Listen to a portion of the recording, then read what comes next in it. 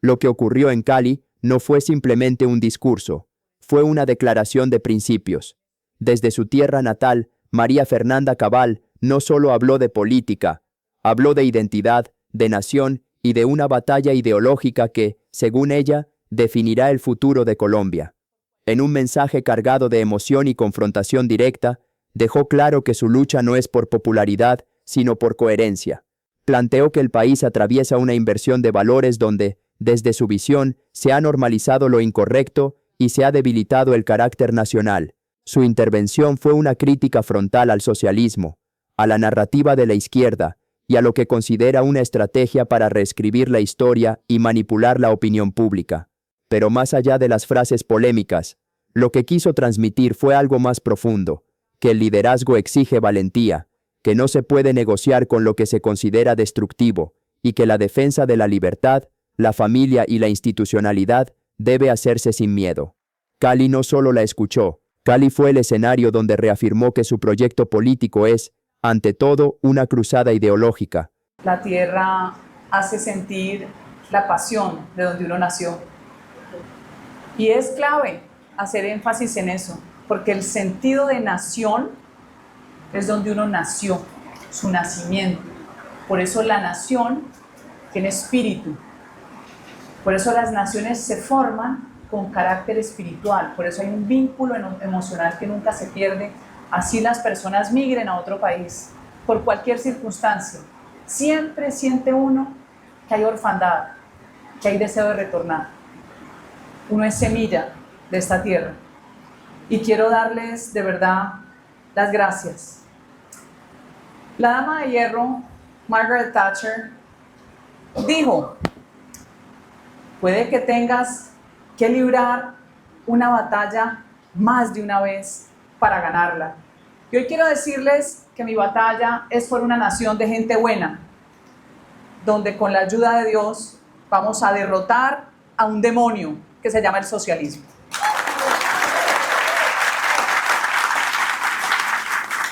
Recibo este homenaje en mi tierra, el Valle del Cauca, en Cali, la ciudad que me vio nacer, y de la que me siento muy orgullosa, como cada uno de los que hemos tenido el privilegio de nacer aquí.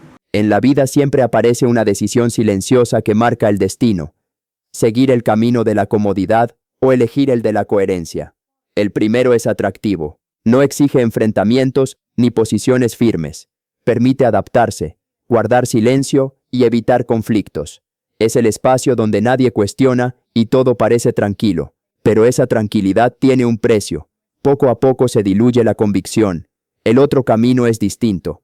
Implica sostener principios aun cuando incomodan. Significa hablar cuando otros prefieren callar y mantenerse firme cuando lo fácil sería ceder. No garantiza aplausos ni popularidad, pero sí algo más valioso: integridad.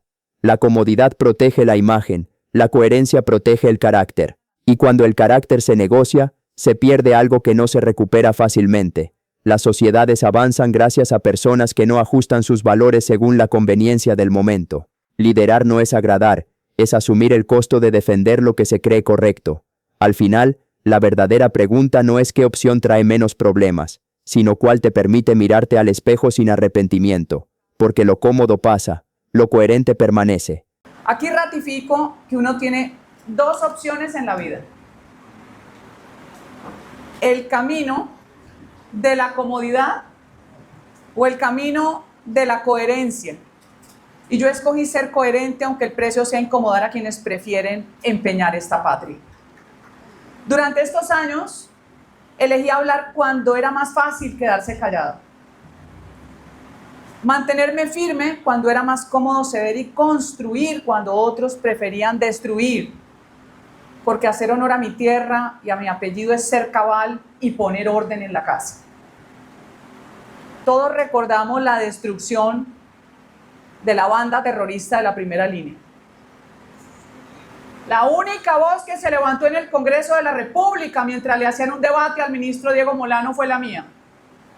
Porque conozco la guerra y la maldad por dentro. Por eso no les creo nada. Por eso no hay que transar. También decía Churchill que acercarse a los socialistas era como acercarse al cocodrilo. hasta que te traga, te devora.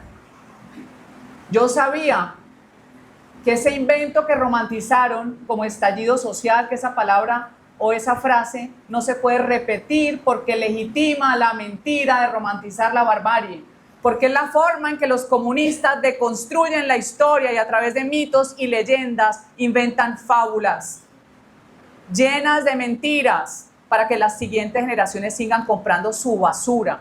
Pero es una basura que es muy eficiente porque la propaganda de la izquierda fue la que terminó derrotando los actos de la derecha. Ojo con lo que les estoy diciendo. La derecha construye con respeto, con límites, como debe ser cualquier sociedad libre. Mi libertad llega hasta la libertad del otro. Pero nunca entendimos que teníamos que contar todo lo bueno que habíamos hecho. Pensamos que era normal portarse bien, trabajar y generar riqueza.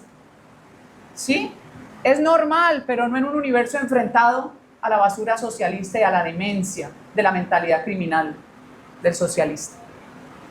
Nos ganaron con la comunicación, diciendo mentiras. Nosotros no tenemos que mentir porque la verdad tiene la fuerza de permanecer viva en el tiempo. Nos ganaron porque no supimos enfrentarlo, porque la derecha cobarde es la que se ha encargado de abrirle la puerta a una izquierda que hoy nos roba el país.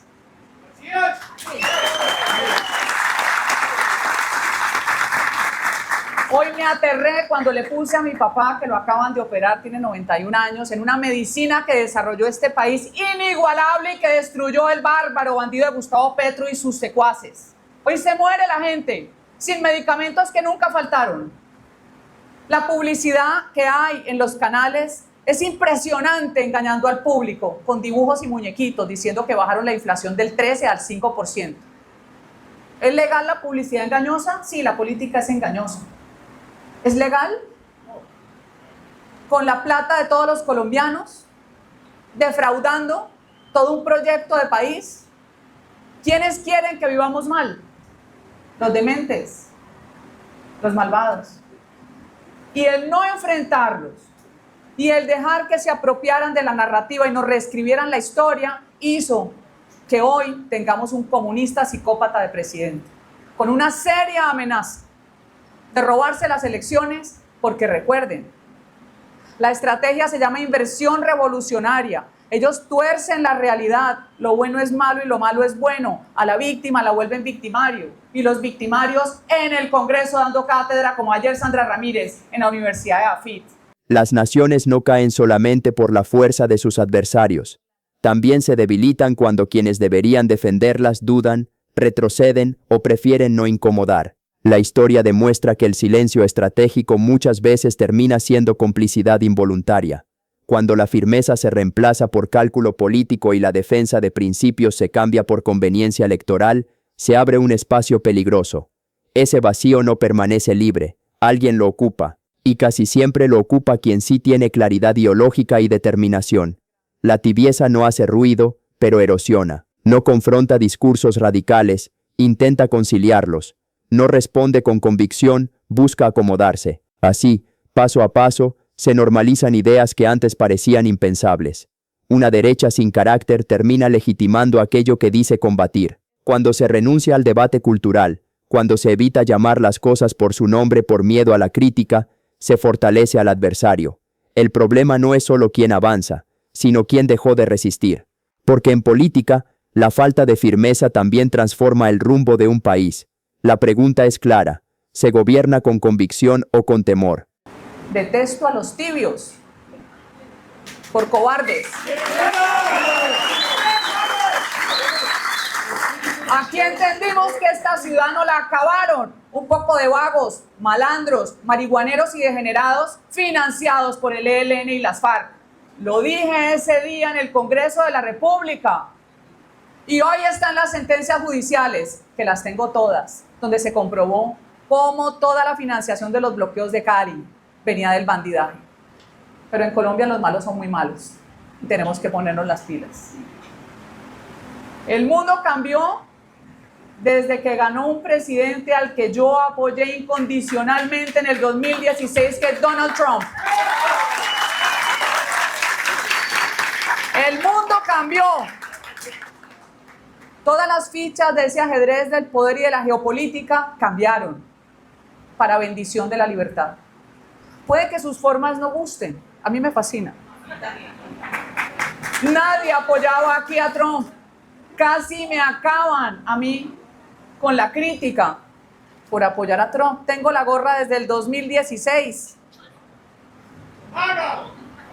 Después, cuando me puse el tapabocas en el COVID con la cara y los pelos de Trump, eso fue un caos. Hasta el embajador de Estados Unidos, Mamerto, me mandó a regañar. Y Duque me mandó a regañar. Ay, qué jartera que lo regañen a uno, ¿no? Uno tan grande, ¿ve? Que lo regañen teniendo la razón, ¿o no? Hoy todo el mundo se rinde a los pies de un hombre que tiene el valor más importante de un estadista. Usted ya lo explicó, doctor Rodríguez Jaraba, que para mí es un honor que una persona tan ilustrada y tan culta como usted sienta admiración por mí. Yo a usted lo admiro por su profesión, porque la ejerce con amor. Siempre me encantó a mí estudiar jurisprudencia. Siempre me encantó conjugar decisiones que se supone iban encaminadas para el bien social en un Estado de Derecho. Ha pasado de todo, pero usted es un hombre ilustre que tiene esa capacidad de ver a través del derecho y de desear una sociedad mejor. Ese derecho que hay que recuperar en una Colombia que no tiene justicia. Esa vez nunca me arrepentí de tener la razón, a pesar de los regaños y del señalamiento. En mis viajes internacionales tuve el privilegio de conocer a Javier Milei, que no era diputado, no era nada, era un profesor genial de economía con una capacidad comunicacional superior. Javier Milei tuvo esa propia genialidad del que es distinto al común de la gente para enfrentar la narrativa mentirosa que arruinó uno de los países más ricos del mundo, como Argentina. La genialidad de sacudir la mente de los jóvenes y decirle están votando para quedarse pobres o para tener que exiliarse.